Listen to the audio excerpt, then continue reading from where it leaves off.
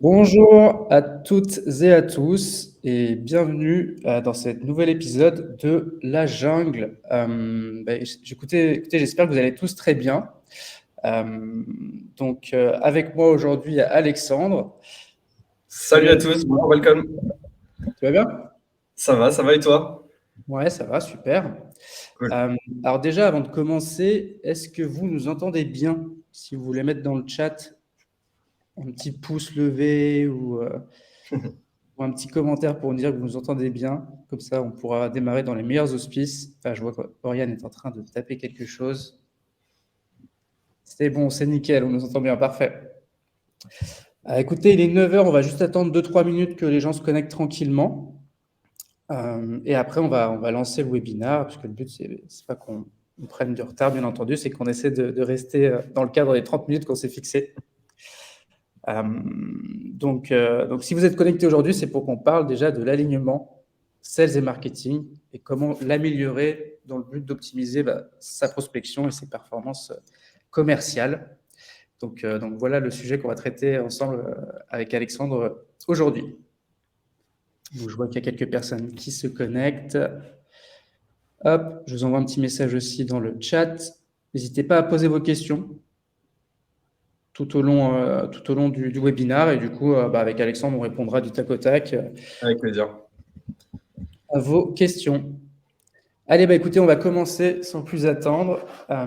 Le webinaire, vous avez vu, on a mis nos super bobs d'aventuriers. On est prêt. Parcourir la jungle du marketing aujourd'hui avec vous. On espère que ça va vous plaire. Comment va se dérouler le webinaire? 3 étapes, très simples, classiques. On va d'abord se présenter. Ensuite, on va parler du sujet du jour, qui est comment améliorer l'alignement sales et marketing. Et ensuite, à la fin, on prendra 2-3 minutes pour répondre à vos questions. Et sans plus attendre, on va se présenter. Je te laisse la main, Alexandre. Écoute, merci beaucoup. Donc moi, je suis Alexandre Jean Petit, donc je suis directeur marketing d'ID Agency. Ça fait 15 ans que je suis dans l'univers du web et depuis quelques années maintenant, plutôt orienté sur du marketing B2B. Donc l'alignement sales marketing est un sujet qui me parle beaucoup. Pour présenter rapidement, en fait, ID Agency, c'est un partenaire intégrateur historique d'HubSpot. Donc une solution leader sur le marché du CRM. Et notre mission, en fait, c'est de vous aider à intégrer au mieux cette plateforme et ses différentes briques, que ce soit vente, marketing, service client, CMS, au cœur de votre système d'information. On est organisé autour de 3 pôles, conseil, intégration HubSpot, création de site web et accompagnement marketing. On est une trentaine de collaborateurs basés à Lyon. Et puis, depuis 2016, donc on a accompagné à peu près une 150 entreprises PME, ETI sur voilà, cette intégration d'HubSpot au cœur des entreprises. Voilà. Super. Écoutez, à moi. Moi, c'est Malcolm. Je suis VP Sales chez Jeudi Merci. Personnellement, moi, ça fait 10 ans que je travaille dans la vente et dans le domaine du digital ou de la tech. Donc, j'ai d'abord travaillé à Londres dans une startup qui offrait des applications mobiles pour les événements d'entreprise. J'étais CAM, ensuite Head of Sales, ensuite je suis allé chez Groupon. Je suis retourné en France, à Paris, pour être directeur commercial. Et ensuite, je suis revenu dans ma ville natale, Lyon. Ce qu'a pas dit Alexandre aussi, c'est qu'il est basé à Lyon. Oui, oui, c'est vrai, c'est vrai. On est basé à Lyon aussi, oui, tout à fait. Donc, euh, donc je suis rentré au Bercail pour rejoindre Jeudi Merci. Et Jeudi Merci, qu'est-ce que c'est? Donc, c'est le leader du gifting as a service. Et le gifting as a service, c'est quoi? C'est juste une plateforme qui vous permet en quelques clics d'envoyer des petites attentions physiques personnalisées à vos clients, à vos employés, mais aussi à vos prospects. Vous verrez tout à l'heure, je vous en parlerai un peu plus en détail. Et l'objet que j'ai toujours dans mon sac à dos pour partir dans la jungle, c'est une gourde pour rester hydraté, forcément une gourde personnalisée. Je dis merci. Maintenant que les présentations sont faites, écoutez, on va parler du sujet du jour, qui est comment améliorer l'alignement sales et marketing pour une prospection efficace. Donc, il y aura 4 étapes. D'abord, on va dire qu'est-ce que l'alignement sales et marketing, à quoi ça sert. Ensuite, on va dire comment le mettre en place. Et ensuite, on va vraiment vous partager des exemples concrets que nous, on a mis au sein de nos organisations et qui marchent et que vous pouvez vous dupliquer assez facilement au sein de votre entreprise. Donc, il y aura à la fois des exemples sur l'alignement des discours, qui est super important, et des exemples pour optimiser vos performances, que ce soit les performances de l'équipe 16, mais aussi les performances de l'équipe marketing. Donc, les premières étapes, que je vais laisser la main à Alexandre. Du coup, l'alignement sales marketing, c'est quoi et à quoi ça sert? Écoute, c'est assez simple. En fait, déjà, ce qu'il faut bien comprendre, c'est que peut-être pour certains qui sont présents dans ce webinaire, ça vous semble naturel, en fait, cet échange entre les équipes sales et marketing. Et pourtant, on le voit dans de nombreuses entreprises qu'on accompagne chez Ida Agency, c'est que c'est pas forcément quelque chose qui est très naturel, hein. Les équipes marketing et vente ont pas forcément toujours tendance à discuter, échanger ensemble et travailler main dans la main. Et pourtant, ces deux entités, ces deux départements au sein des entreprises ont le même objectif final. C'est ça qui est assez incroyable, c'est que les deux doivent générer des ventes pour l'entreprise et faire croître cette entreprise, la rendre plus durable, la rendre existante, hein, sur son marché. Et donc, aujourd'hui, eh bien, ces deux équipes qui sont avec cet objectif commun n'ont pas forcément toujours tendance à travailler. Pourtant, on le voit, hein, quand les équipes de vente et le marketing travaillent ensemble, on gagne énormément en efficacité. C'est aussi pour le marketing l'occasion de se tourner vers des actions qui vont amener du retour sur investissement. On a toujours tendance à dire, bon, le marketing, voilà, c'est quelque chose qui va dépenser de l'argent, on ne sait pas trop les retours qu'on va avoir. Bon, là, au moins, dans un alignement sales marketing, et on en parlera aussi un peu plus en détail après sur les objectifs, on va avoir un marketing qui va être beaucoup plus tourné vers le résultat. Et ça, c'est quelque chose qui est super intéressant. Et donc, évidemment, là, on a cité plusieurs points qui sont essentiels dans cet alignement marketing: l'homogénéisation, la compréhension des cibles, l'optimisation des performances. Voilà, tous ces enjeux-là aujourd'hui sont capitaux dans cet alignement sales marketing et, encore une fois, au service de l'entreprise. Je ne sais pas ce que tu en penses, toi, Malcolm, par rapport à ça. Mais voilà un petit peu, moi, ma vision de cet alignement. Oui, totalement. Je suis totalement aligné avec toi. C'est vrai que, bon, pour certains d'entre vous, ça paraît tout à fait normal, mais par nature, les sales, la population sales, en tout cas, que moi je manage depuis 10 ans, est assez sauvage. On est dans la jungle en même temps. Et du coup, voilà, ils ont une vision très spécifique du business. Ils sont vraiment centrés résultats, performance, et parfois ils voient le marketing d'une façon un peu différente. Voilà, ils travaillent pas forcément main dans la main avec le marketing, ils travaillent que pour eux. Et du coup, l'objectif, c'est vraiment d'essayer de leur faire prendre conscience que l'équipe marketing travaille main dans la main avec les sales et que c'est pas que en faisant de l'outbound qu'on va réussir à générer du chiffre, et que l'inbound plus l'outbound permet d'amener des cibles sur le site, de les convertir, etc. Enfin, vraiment que les performances de l'entreprise, elles découlent du travail de ces deux équipes combinées et pas que d'une seule entité. Donc, c'est super important d'aligner ces deux équipes pour optimiser les performances de l'entreprise. Ouais. Et si je peux ajouter, du coup, effectivement, on a rajouté un point sur l'aspect du CRM. Donc, évidemment, le CRM est un sujet très important chez Ida Agency et pour nos clients, parce que bon, c'est là où on a implémenté, du coup, la HubSpot notamment. On le voit, hein, la donnée aujourd'hui, elle est souvent de qualité médiocre ou mauvaise. Et d'aligner, en fait, les équipes marketing et sales vont faire prendre conscience, en fait, à tout le monde de cet enjeu de la donnée et de la qualité de données, et donc de tout l'environnement qu'il faut créer, voilà, par exemple, les champs qu'on va définir, les besoins que vont avoir les deux équipes en termes d'information pour pouvoir exercer leur métier, hein. Si je pense par exemple au côté marketing, quand on va envoyer des emails, on va essayer de les personnaliser au maximum. Donc, si les équipes commerciales ont bien complété les champs présents donc sur le CRM, ça va permettre à l'équipe marketing de mieux personnaliser. Donc, si vous personnalisez mieux, vous avez de meilleurs résultats et vous amenez du coup des contacts beaucoup plus qualifiés à l'équipe commerciale. Donc, tout ça est vraiment vertueux à plusieurs étages et notamment sur ce point aussi de la donnée. Totalement aligné. Hop. Si vous avez des questions par rapport à, encore une fois, le step 1, alignement sales et marketing, à quoi ça sert, n'hésitez pas à les poser. Du coup, maintenant qu'on sait voilà, ce que c'est, comment le mettre en place? Donc, moi, je vais vous partager ce qu'on fait chez Jeudi Merci. Donc, comme Alexandre l'a dit, un business, il a un objectif qui est réaliser tant de chiffre d'affaires sur une année. Donc ça, c'est le CEO qui met ça en place en fonction de son BP. Et du coup, l'objectif du directeur commercial et l'objectif du directeur marketing, c'est d'aider à atteindre cet objectif de chiffre d'affaires qu'on s'est fixé sur une année. Donc l'idée, c'est de partir de chiffre d'affaires, disons 5 millions ou 10 millions. Comment on va arriver à faire ces 10 millions cette année? Il va falloir capitaliser sur nos clients existants, mais voilà, il va falloir chercher des nouveaux clients. Donc l'idée, c'est de définir ce nombre de nouveaux clients, 100 nouveaux clients, disons. sur l'année. Sur ces 100 nouveaux clients, je connais mon taux de conversion. Du coup, il va falloir générer X opportunités, disons 300.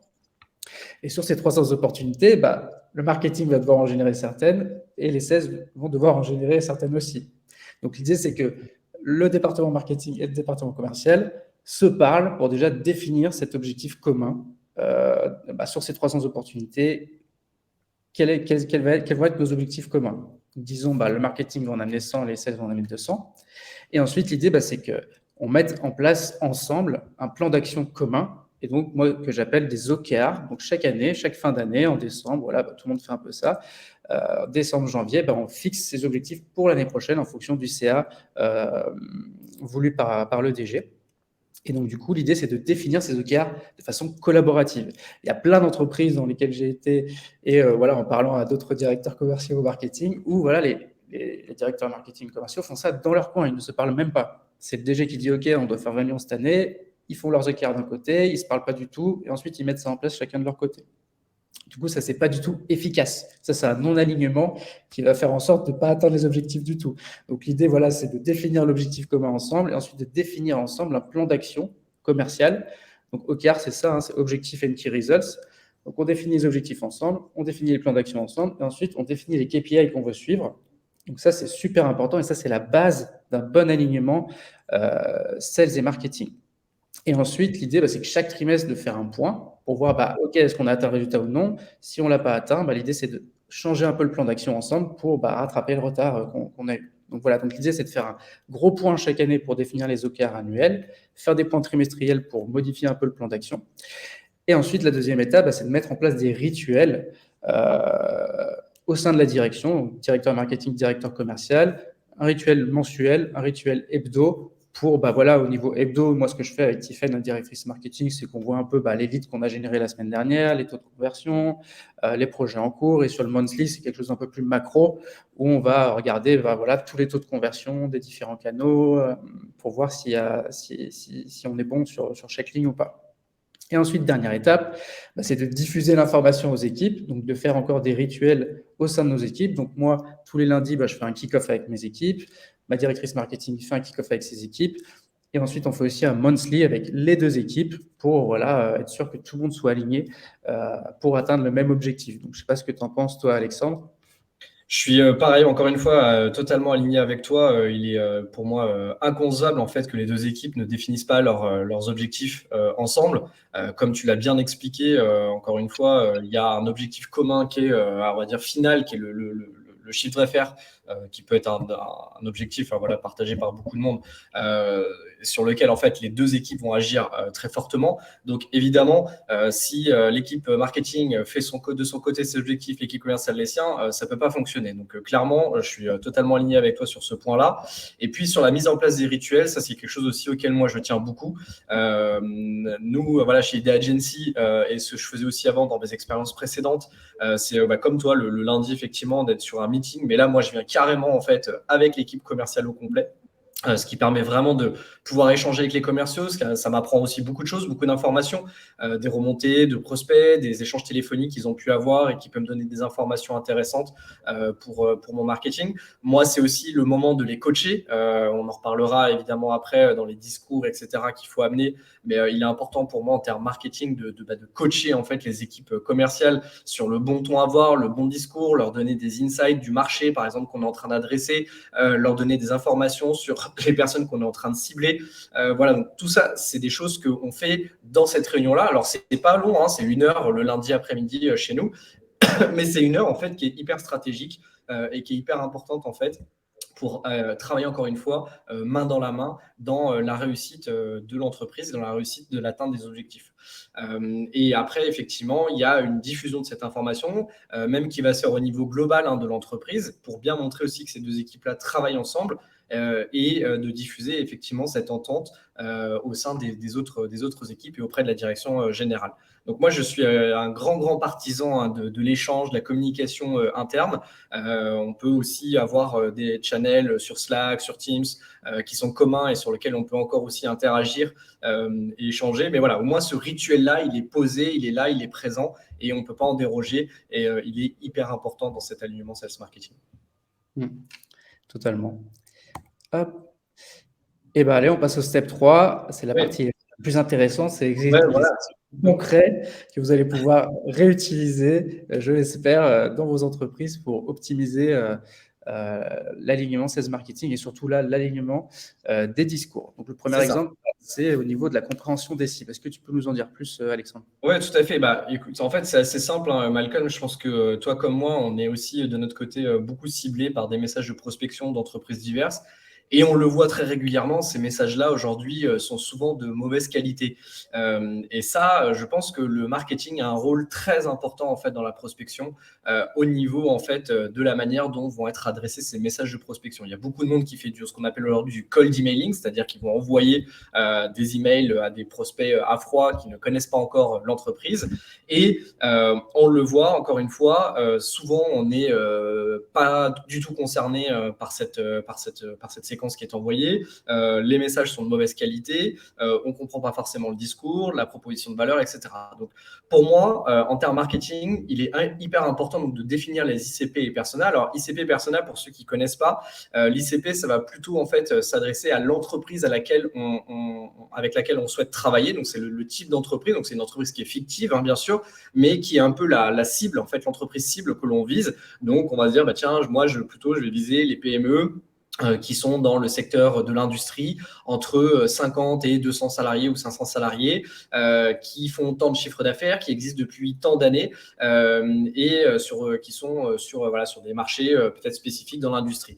Le persona, là, ça va plutôt être la personne, donc encore une fois fictive, qu'on va adresser, donc un directeur marketing, un directeur commercial, un directeur de production, peu importe. Mais ça, c'est le marketing qui définit ça, d'accord? Donc, c'est le marketing qui a ces clés-là de définir en fait à qui on va s'adresser, quel est en fait, vraiment la stratégie que l'on va adopter au sein de l'entreprise. Ça, c'est quelque chose que on peut partager avec la direction commerciale qui, elle, on va dire, le message, en fait, j'allais pas dire le message, mais l'insight, en fait, du terrain. C'est-à-dire que les commerciaux sont souvent ceux qui sont en contact le plus souvent auprès des personas et des entreprises que l'on vise. Et donc, évidemment, quand on va travailler et réaliser ensemble, en fait, cet ICP et ces personas, si on le fait en commun, eh bien derrière, en fait, on va avoir quelque chose qui va être beaucoup plus fin, beaucoup plus précis, et ça, c'est intéressant. Après, moi, j'ai toujours eu aussi tendance à co-concevoir les scripts de cold call, de cold emailing avec les équipes commerciales. Donc, le marketing va avoir un rôle peut-être plus sur le positionnement, sur le bon discours, le ton, quand l'équipe commerciale, elle va avoir cette petite touche en plus, j'allais dire, pour réussir à titiller le prospect et essayer d'obtenir le rendez-vous. Donc, c'est un ajustement qui va se faire entre les deux équipes. Souvent, le marketing a tendance à être un petit peu plus, j'allais dire, policé, et le commerce un petit peu plus agressif, etc. Donc, on essaie de trouver dans le bon ton, en fait, le juste mélange pour avoir la bonne recette derrière en termes de réussite, de script, de message qui va être envoyé. Et puis aussi, quelque chose que moi j'aime beaucoup faire, c'est de m'asseoir en fait aux côtés des commerciaux quand ils sont en visio, quand ils sont en appel de prospection, de présentation, etc. pour écouter à la fois ce que dit le commercial, pour aussi le coacher, lui donner des informations complémentaires, et puis aussi d'écouter ce que disent aussi les prospects et de pouvoir justement améliorer après les discours qu'on va avoir. Et enfin, évidemment, le feedback, toujours, la communication interne, la culture du feedback est quelque chose auquel je crois aussi beaucoup et sur lequel on peut évidemment faire remonter au directeur commercial en disant tiens, attention, là j'ai fait un call avec un de tes commerciaux, j'ai senti qu'il y avait manqué des petites choses par rapport en fait à notre offre, par rapport au discours, à la manière d'aller chercher en fait les points de douleur du prospect, et donc je pense que tu peux aller peut-être le reformer, lui amener des nouvelles choses, voilà, de co-construire encore une fois ensemble ce discours et cette prospection. Voilà. Je ne sais pas si toi, de ton côté, tu fonctionnes de cette manière-là, mais voilà, moi, comment je vois les choses, en fait, par rapport à cette compréhension des cibles et création des bons discours pour la prospection. Oui, totalement. En fait, les commerciaux ont la fâcheuse tendance, surtout voilà, quand ils arrivent, d'essayer de vendre une solution ou d'essayer de vendre des produits, parce Oui, qu'on vend un produit. Mais ce qui marche, enfin, ça a été prouvé par A plus B, c'est de partir du besoin de la personne qu'on cible. Voilà, il faut qu'il y ait un besoin et il faut qu'il y ait un pain qu'on puisse résoudre. Donc, faut que toute entreprise qui existe ait plutôt une approche customer-centric dans sa prospection, sinon ça ne marche pas. Et pour avoir une approche customer-centric, il faut bien définir son ICP, bien définir son persona, et ça, vraiment, c'est un travail collaboratif entre l'équipe sales et l'équipe marketing. Et du coup, nous, en tout cas, quand il y a des nouveaux qui viennent chez Jeudi Merci, au niveau de l'onboarding, c'est le marketing qui prend en main la formation sur les ICP, les personas. Ensuite, moi, je repasse dessus pour être sûr que tout a bien été compris. Et ensuite, au niveau des scripts, je suis totalement aligné. Le marketing, c'est le garant du discours et de la tonalité de la marque, de l'entreprise. Donc, c'est à eux de faire le premier jet. Et ensuite, c'est aux commerciaux d'ajouter un peu leur patte, leur touch, parce qu'effectivement, le marketing, parfois, va avoir un discours un peu trop marketeux, c'est rentre dedans. Et nous, ce qu'on veut, c'est déclencher un intérêt, déclencher une démo.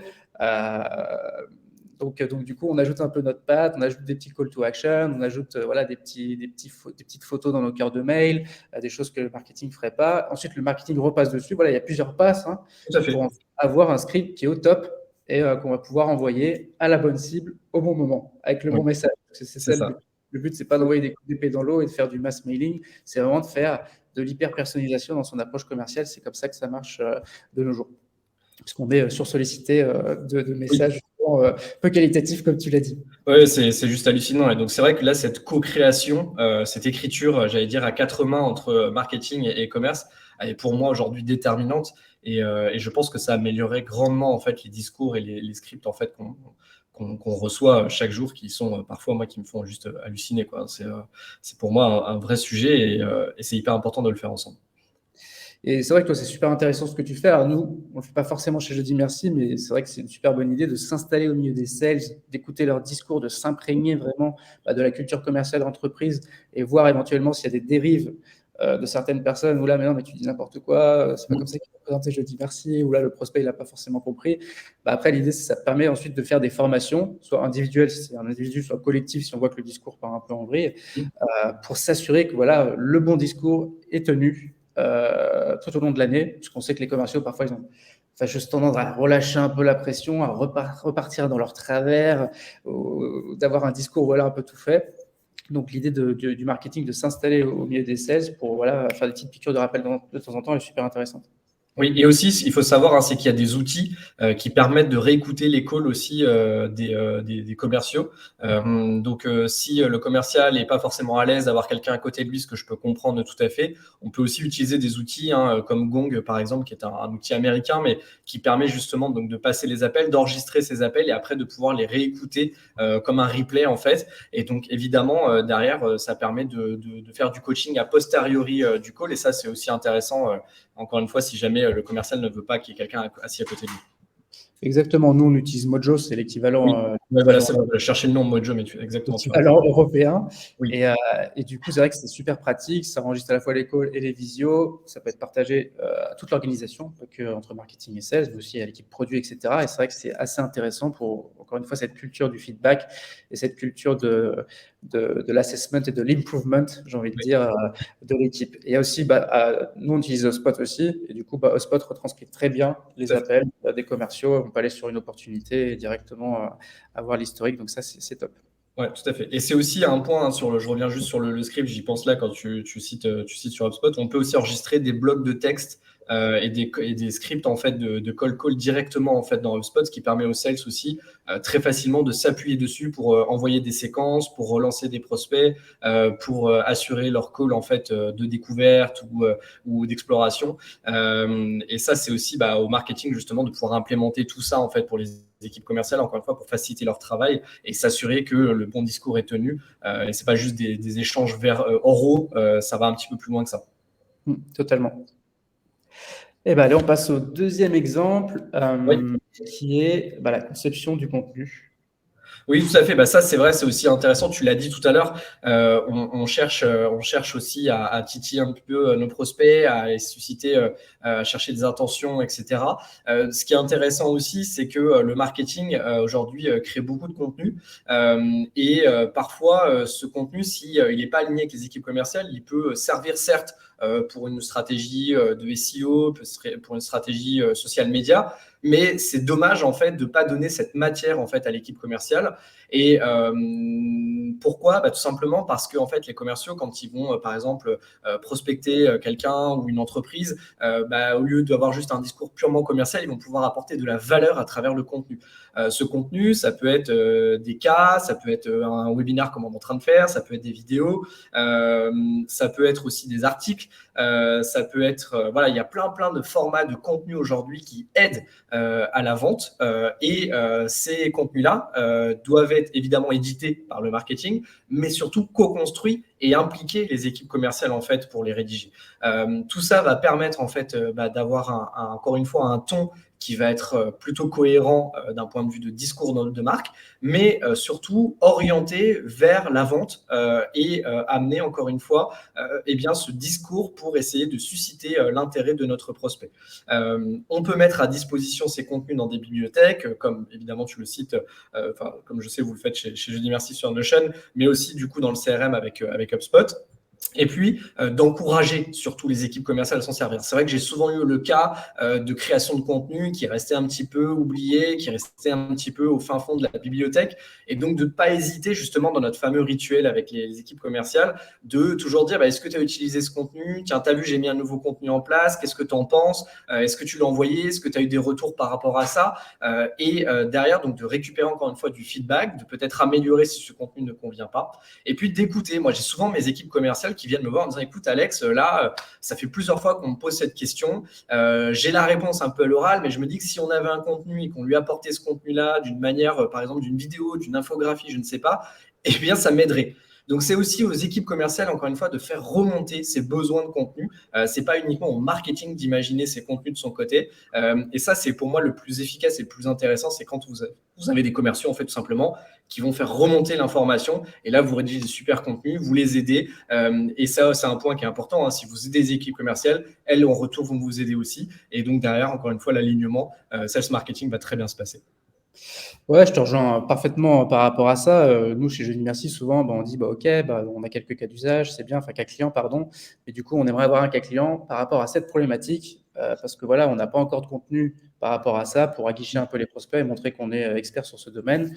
Et donc, du coup, voilà, ensuite, on va chercher dans nos bases de clients, essayer voilà, l'idée, c'est vraiment de communiquer. Donc, ces rituels sont super importants.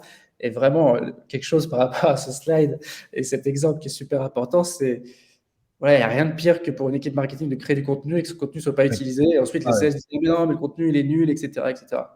Donc, du coup, pour vraiment être sûr que le contenu va être utilisé et va apporter quelque chose à l'entreprise, c'est encore une fois d'impliquer les sales dans la co-construction de ce contenu. C'est super important. Si on implique quelqu'un dans la création du contenu, après, il ne pourra pas dire c'est nul parce qu'il l'a fait. Il a fait avec le marketing. Donc, du coup, s'il l'a fait et qu'il est content de ce qu'il a fait, théoriquement, il va l'utiliser et il va mener la bonne parole auprès de son équipe pour dire regarde, putain, on a fait un super article, on a fait un super cas client, etc., etc. Du coup, il va prêcher la bonne parole et du coup, tout le monde va utiliser ce contenu et ensuite, tout le monde va donner des feedbacks au marketing et du coup, ça va être un cercle vertueux qui va s'enclencher. Tout à fait. Donc voilà, écoutez, c'est tout pour l'alignement des discours. On va passer sur. N'hésitez pas, si vous avez des questions, les mettre, on y répondra avec plaisir aussi à la fin dans le chat. Ouais. Voilà. Là, on va parler d'optimisation des performances. Hop, donc comment on optimise les performances, surtout dans le traitement des leads inbound. Donc vas-y, partage ce que tu fais, Alexandre, puis moi je rebondirai. Oui, tout à fait.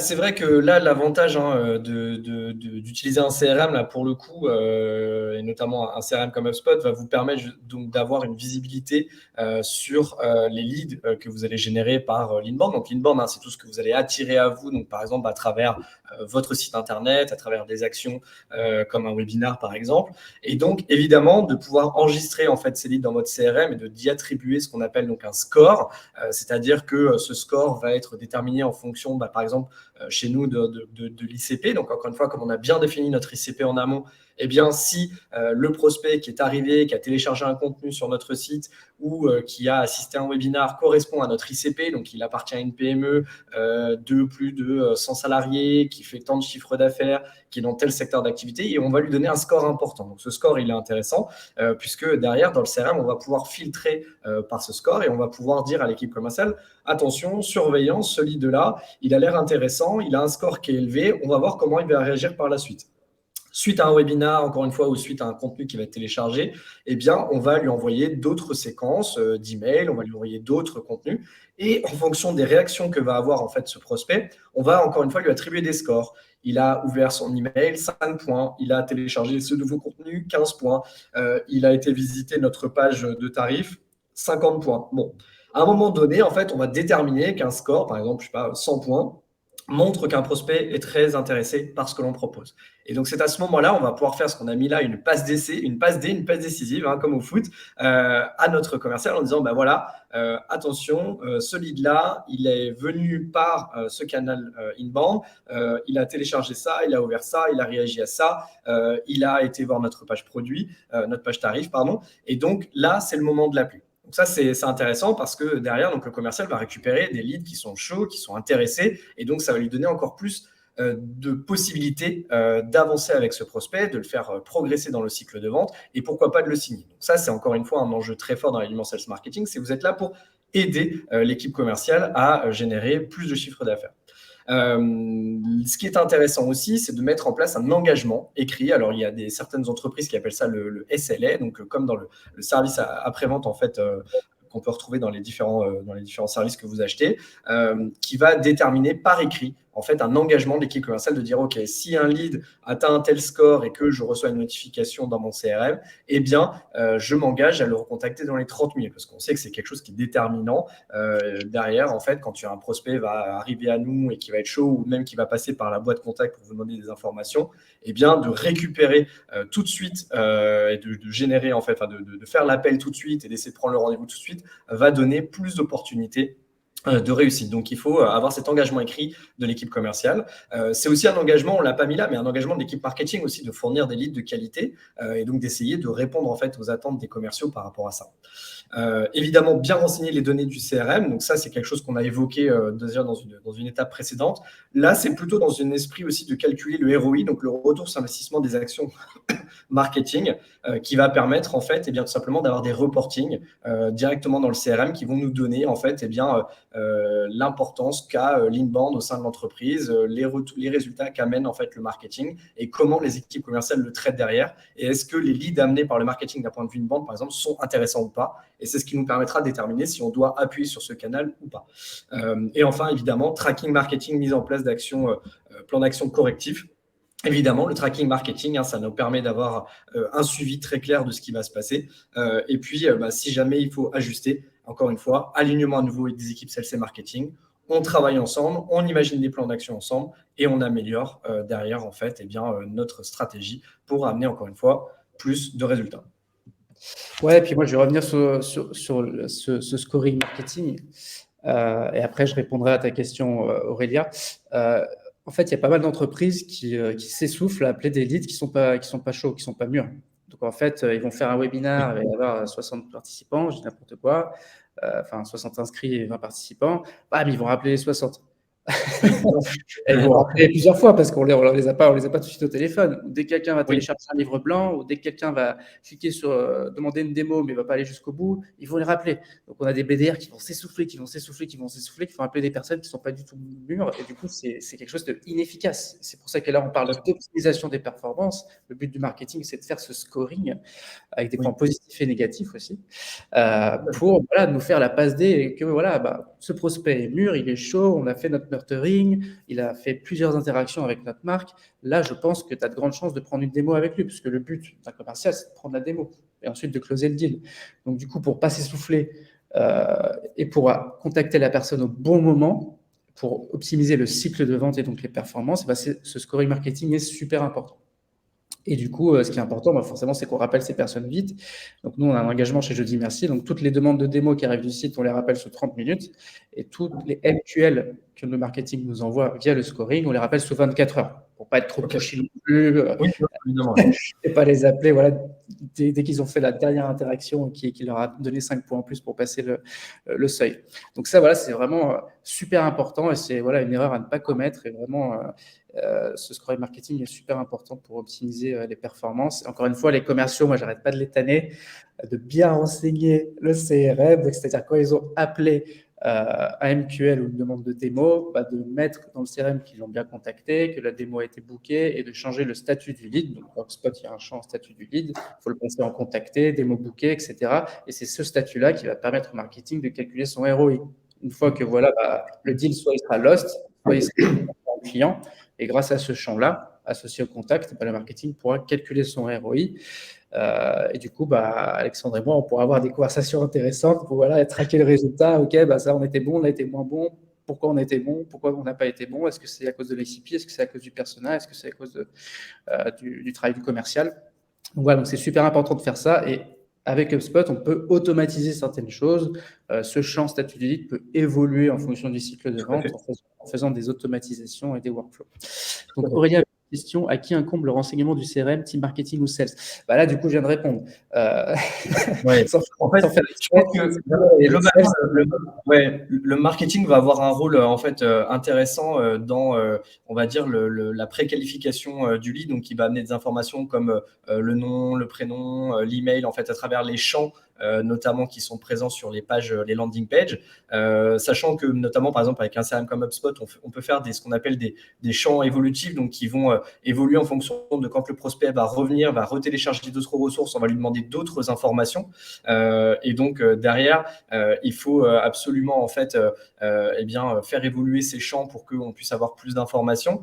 Mais le commercial, pour moi, a un rôle déterminant dans le renseignement du CRM, parce qu'au moment où il va prendre le téléphone, qui va essayer de contacter en fait ce prospect, c'est à lui effectivement, comme le disait Malcolm, de vraiment amener encore plus d'informations, d'enrichir. Un call de découverte peut être aussi un moyen d'amener encore plus d'informations. Après, attention à pas non plus de demander trop d'informations dans les champs, parce que ça peut vite j'allais dire dégoûter les équipes commerciales, mais c'est presque ça. C'est-à-dire, tu me confirmeras peut-être Malcolm, mais à un moment donné, quand vous demandez 50 champs dans votre CRM, le commercial, il n'a absolument pas envie de faire ça. Donc, je pense qu'il faut déterminer les champs prioritaires sur lesquels vous devez absolument avoir de l'information pour faire du business et faire du marketing, mais attention à pas trop en demander. Sachant aussi que maintenant, il y a de plus en plus d'outils qui peuvent venir enrichir votre CRM automatiquement.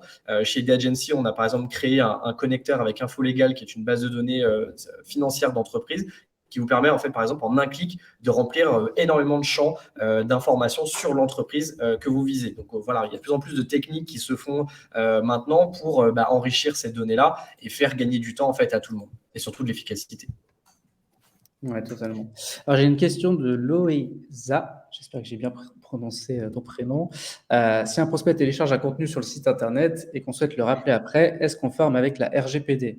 J'ai envie de dire oui, mais c'est plutôt. Oui, alors oui, en fait, oui, si tu le précises bien dans ton formulaire. C'est très important dans son formulaire d'avoir l'information, que le prospect puisse cocher le fait qu'il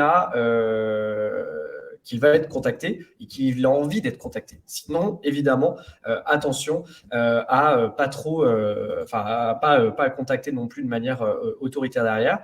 Donc, il est très important dans une réglementation de la RGPD de pouvoir informer au moment du téléchargement du contenu que ces informations peuvent être utilisées dans un cadre de prise de contact commercial ou de relance marketing à travers l'envoi de nouveaux contenus, d'une newsletter, etc. Donc, c'est l'information qui est capitale et le fait que le prospect va donner son consentement. J'ai une nouvelle question de Marjorie, et ça, je pense que c'est le grand combat des directeurs commerciaux. Quels moyens utiliser pour être sûr d'embarquer les commerciaux dans cet alignement, surtout la complétude du CRM? Donc, forcément, les commerciaux, excusez-moi du terme, ça les fait chier de remplir le CRM, parce qu'ils estiment qu'ils ont de meilleure utilisation de leur temps à contacter des prospects, signer des deals, faire des propals, etc. Oui. Donc, le but, c'est déjà de leur expliquer que voilà, c'est super important à l'échelle de l'entreprise, même à leur échelle, parce que s'ils ne renseignent rien, et imaginons qu'un collègue part, il n'a pas du tout renseigné le CRM, on reprend ses deals, s'il n'y a rien dans le CRM, il va devoir tout reprendre de zéro. Donc, l'idée, c'est de les sensibiliser de façon récurrente via les rituels. Donc toujours, voilà, rituel hebdo avec mes équipes, je fais toujours des petits rappels. Les rituels sales marketing, voilà, on fait des petits rappels, c'est important, etc. Donc ça, c'est super important de faire ces rappels pendant les rituels. Après, il y a des petites astuces, encore une fois, essayer d'automatiser un maximum de choses pour que le commercial n'ait rien à faire. Donc ça, c'est possible via les workflows HubSpot. Et parfois, il faut être un peu chiant avec eux. Donc il y a deux choses qu'on peut faire. On peut forcer les champs. Donc, forcer la complétude des champs. Donc, moi, dans la transaction, pour passer d'une étape à une autre, de démo book, tu as opportunité créée ou à propos l'envoyer, et je force des champs. Donc, ils ne peuvent pas envoyer un devis, par exemple, s'ils n'ont pas rempli certains champs. Donc, ça, on peut le faire avec HubSpot, par exemple. Et sinon, moi, je fais mon one-to-one hebdo avec mes sales et je leur dis, écoute, tu n'as pas rempli, tu remplis quoi. Ouais. Donc, voilà, il y a plein de choses à faire. Oui, moi, si je peux ajouter un point, Malcolm, à ce que tu dis, il y a aussi, par le biais des reportings en fait, que vous pouvez avoir dans un CRM, si les commerciaux en fait, ne remplissent pas ces données ne peuvent pas remonter dans les reportings. Donc, si à un moment donné, vous montrez que, tiens, on attend de MQL et il n'y a pas de traitement qui a été fait, le commercial va dire, si, je l'ai fait. Mais est-ce que tu l'as indiqué dans le CRM? Est-ce que tu as complété les champs? Est-ce que tu as fait passer ton statut de ton prospect de MQL à SQL? Est-ce que tu as... Ah non, je ne l'ai pas fait. Ah voilà. Donc du coup, là, dans notre reporting, ce qui est affiché à tout le monde et ce qui est partagé à tout le monde, on ne peut pas le faire remonter. Donc à un moment donné aussi, les enjeux de données, on le voit, la complétude du CRM, vont avoir un impact sur les reportings et ces reportings servent à piloter l'entreprise. Elles servent aux directions générales, elles servent aux directions commerciales, marketing. Donc derrière, en fait, si ces informations ne remontent pas, rapidement, le commercial va dire, OK, là, prochaine fois, il ne faut pas que je me fasse savoir, sinon on va croire que je ne travaille pas, on va croire que je ne fais pas mes chiffres, je ne fais pas mes actions. Donc derrière, je vais améliorer ça. Et ça, c'est une technique qui, moi, marche très bien de mon côté depuis plusieurs années à travers justement ces reportings. Ouais, totalement. Oui, c'est vrai que le reporting, de toute façon, ça ne ment pas. Donc, si les performances ne sont pas là, on va dire, écoute, tu n'as pas contacté telle personne. Ou, ah, mais si, en fait, j'ai pas bien rempli. Ok, mais du coup, moi, mon analyse, elle est faite. C'est notre bilan trimestriel. Et après, du coup, on met ça dans le plan d'action pour le trimestre d'après, bien remplir, mettre ça à l'écrit. Et ensuite, une fois qu'on fait ça une ou deux fois, après ça roule. On va avancer parce qu'il est déjà 9h42. Désolé, mais c'est un sujet passionnant. Du coup, on prend du temps pour l'expliquer. On espère que ces exemples vont vous servir. Le dernier exemple très concret, c'est comment bien gérer et optimiser les performances des webinaires.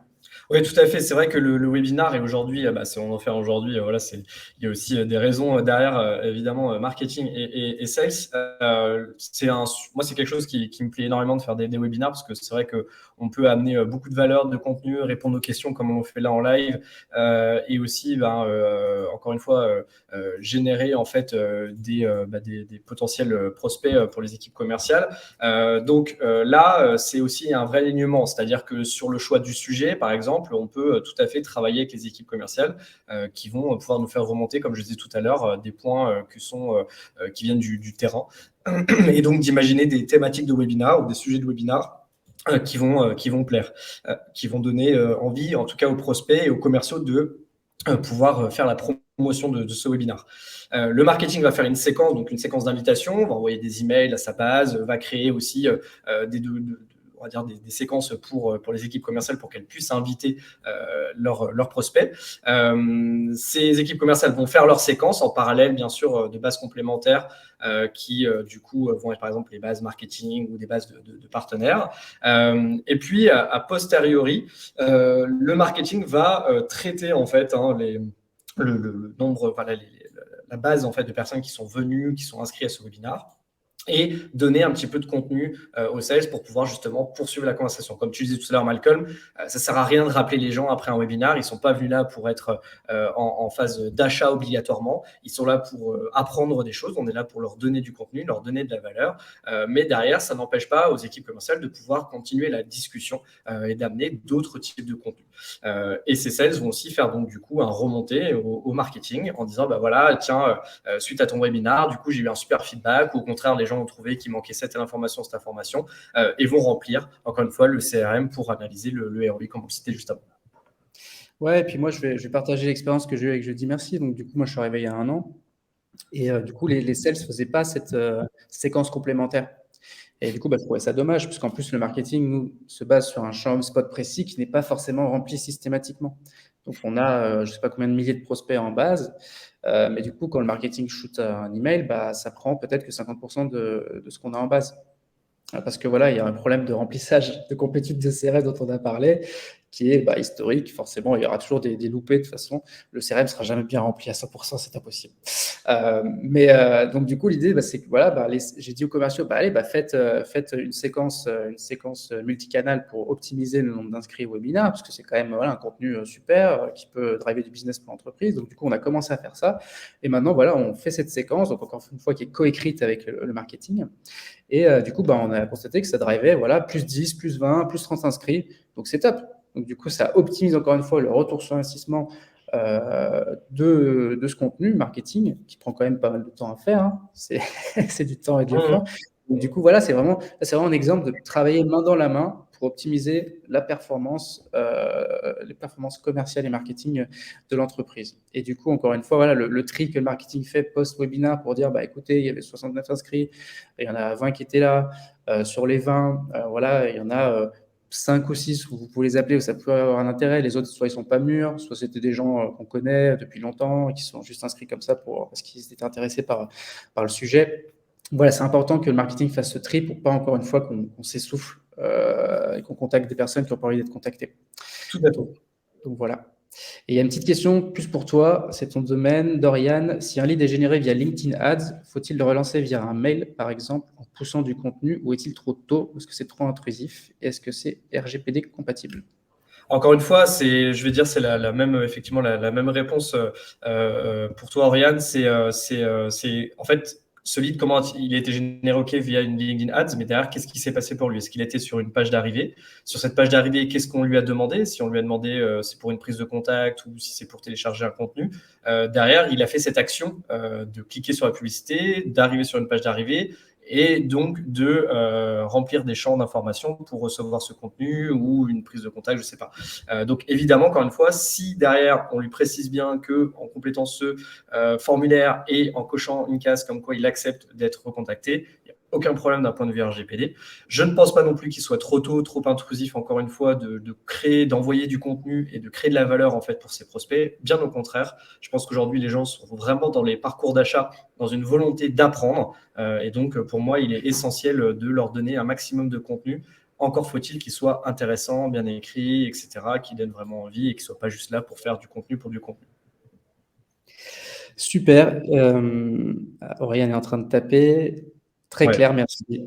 Bon, magnifique, Alexandre. Et du coup, pour finir, j'ai une petite question pour toi, Alexandre.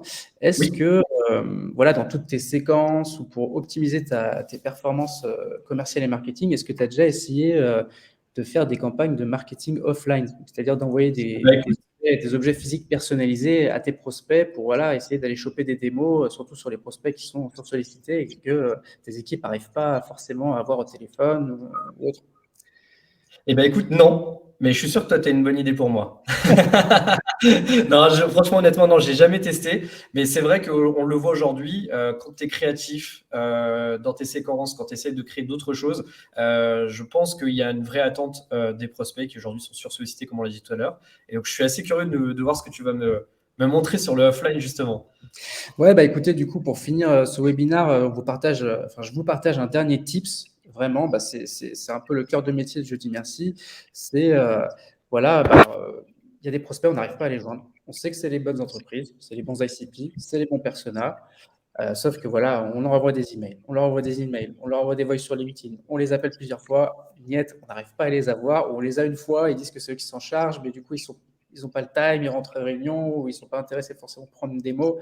Et du coup, voilà, on sait que c'est vraiment notre prospect cible, mais on n'arrive pas à le susciter son intérêt et à faire en sorte qu'il prenne juste 5 minutes de son temps pour découvrir un peu ce qu'on fait. Et donc, du coup, c'est là où le marketing offline est super intéressant. Et encore une fois, le marketing offline, c'est quoi? C'est envoyer une petite attention physique qui peut être personnalisée à ses clients, à ses employés. Mais là, on parle surtout de prospection. Et ça marche très bien dans un cadre de prospection. Et nous, c'est ce qu'on a fait chez Jeudi Merci. Et c'est un exemple que je vais vous montrer qui peut être dupliqué parfaitement avec votre entreprise. Donc, nous, qu'est-ce qu'on a fait? On est parti de cette problématique qui est, voilà, on a des gens au bout du fil, on sait que c'est les bonnes entreprises, les bonnes personnes, mais voilà, on répond bien aux objections, mais ils disent, voilà, j'ai pas le temps, ou envoyez-moi une présentation, on répond aux objections, mais quand même, ils disent, envoyez-moi une présentation, du coup, on qualifie le prospect dans la base, mais on n'arrive pas à susciter l'intérêt pour prendre une démo. Du coup, qu'est-ce qu'on fait? Qu'est-ce qu'on a décidé de faire? C'est de créer une campagne pour dire, OK, allez, on va lui envoyer quelque chose pour lui donner envie de prendre cette démo avec nous, de prendre ces 5 minutes pour découvrir notre solution.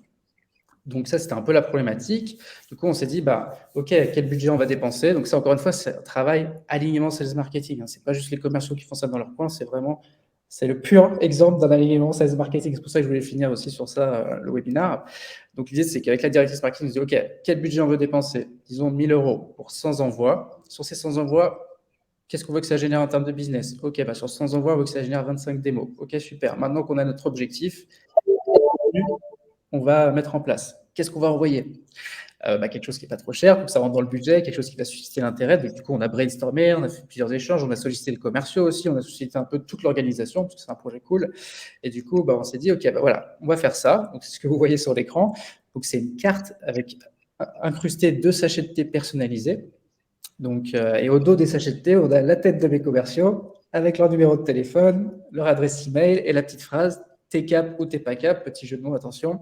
Vous savez, c'est jeudi merci, on est fan de jeux de mots. Donc, t'es cap ou t'es pas cap de faire une démo avec moi. Et il y a le petit message personnalisé, il y a aussi le petit QR code que les gens peuvent flasher. Et ça renvoie vers une vidéo où il y a mes 2 commerciaux, donc Jacques et Gaël, qui sont en train de boire le thé, justement, avec un mug, qui leur disent alors cap ou pas cap de prendre une démo avec moi. Donc, un truc un peu cool, un peu marrant.